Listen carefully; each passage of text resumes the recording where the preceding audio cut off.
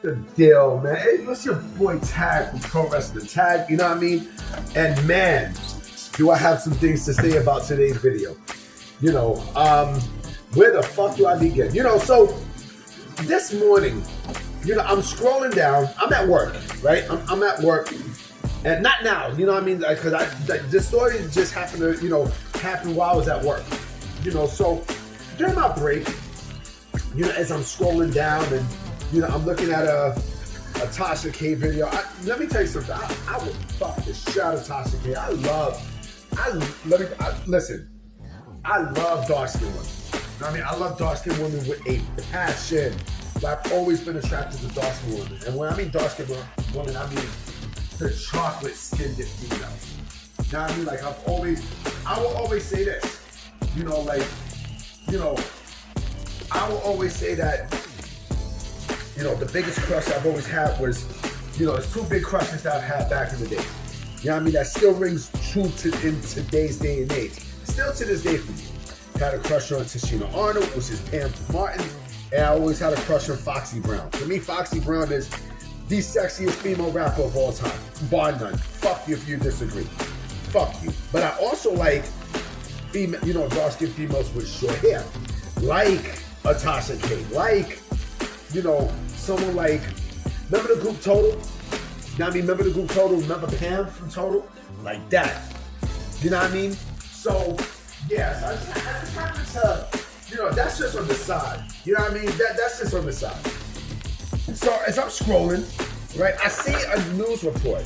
Not really a news report, but I see like a video. And the video had a lot to do with one Britt Baker.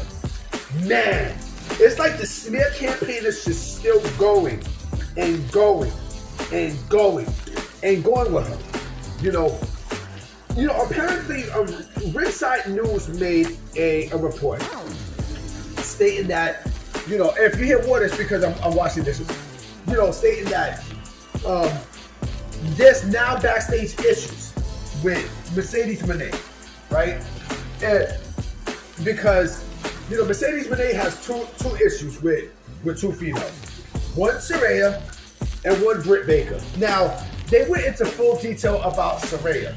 Her problem with Saraya. I think, you know, with Saraya, you know, it's more of, well, you know, Mercedes got her own, you know, she got her own entourage, she got her own writer, and all this other shit, right?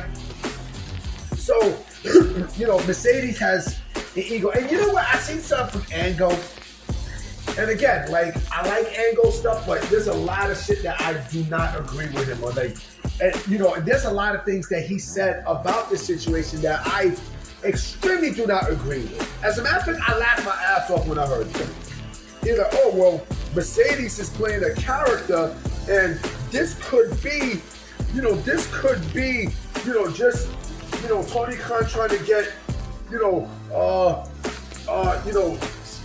dirt into her, not dirt, but like, oh, you know, this could be Tony Khan trying to pay the dirt sheet writers to you know, to play into a gimmick. That's cap. That is cap. You know, that is complete cap, right? So they went about that with Saraya. Now with Britt Baker, they didn't say it specific, but they said that Britt Baker and Mercedes does have issues. You know, but it's kind of weird that 3 different stories of Britt Baker comes out today. 3 different ones. Well, 2.5. Because yesterday, you know, they're saying that how her and Adam Cole broke up, right? Her and Adam Cole broke up. And now, you know, all these things that just happened to come out today, you know, Conan had opened his mouth. You know, it was Conan who said something. Conan was like how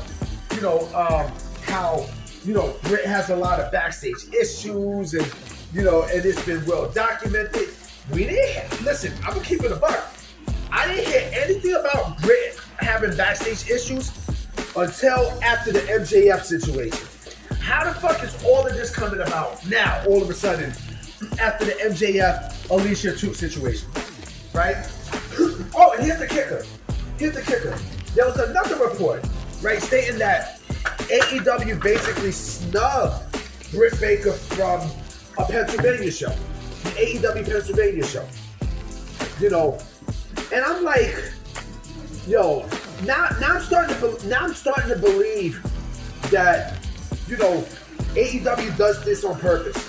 You know, when there is, you know, problems with wrestlers, you know, what they'll do is when there's beef with wrestlers, right? When they don't want to be in the fucking company, you know, they'll try to put that on their name. You know, so that when they eventually do leave, like, or they leave with baggage and shit like that. And it's fucked up that they're doing the same thing with Britt Baker. Here's my thing. I think, you know, with everything that's going on with Britt Baker and AEW, I think the relationship is strained. I think the relationship is tarnished at this point. You know, and I think whatever happened with the Alicia 2, you know, MJF thing with Britt Baker, I think, you know, it's that pretty much just, it turned the complete 180 for that relationship. You know, and also don't forget, Mercedes came in, right? Mercedes came in the company, and, you know, Mercedes is now basically where Britt was 3 years prior. You know, Britt is no longer the belle of the ball, unfortunately for AEW. She's no longer. And it's fucked up. So now you bring Mercedes in, who, you know, who, by the way, and I did make a post on Twitter, saying that Mercedes is the sexiest female in AEW, which to me she is.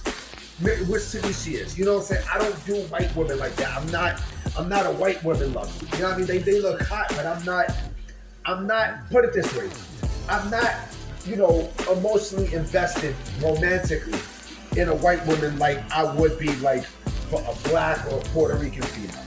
You know what I mean? Or for even a more extent, like an Indo-Caribbean female, like a, you know, like an Indo-Guyanese or Indo-Trinidadian female. You know what I mean? Like, you know, so I did say, and I still stick to it. I still stick to it.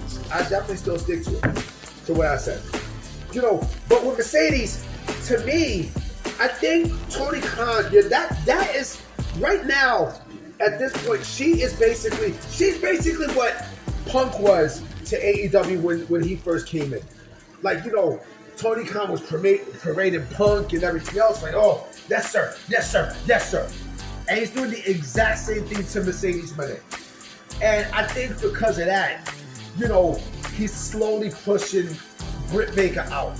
And like I said, I feel really, really, really fucking bad for Britt Baker.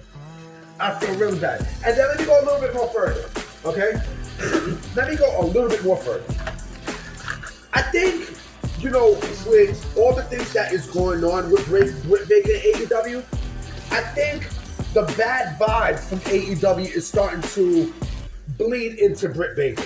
Because again, we didn't hear anything about this when she first came in. You know, we heard nothing about this. You know, but then all of a sudden when something happens, oh, now let's shit on her name, right? And okay, maybe if that's the case, all right, fuck it. If that's the case, all right, you know what? Everyone has an ego and shit. But I guarantee you this. I guarantee you this. If Britt Baker went to WWE, right, I bet you would not hear anything fucked up at all about her attitude and stuff. I bet you. You know, it's not Tessa Blanchard bad. Tessa Blanchard is bad. Now, I don't like that bitch. I personally don't like her.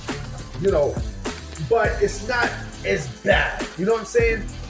And so, I think, me personally, me speaking, I strongly think that, you know, she is tired of a lot of the bullshit that has been going on in the company.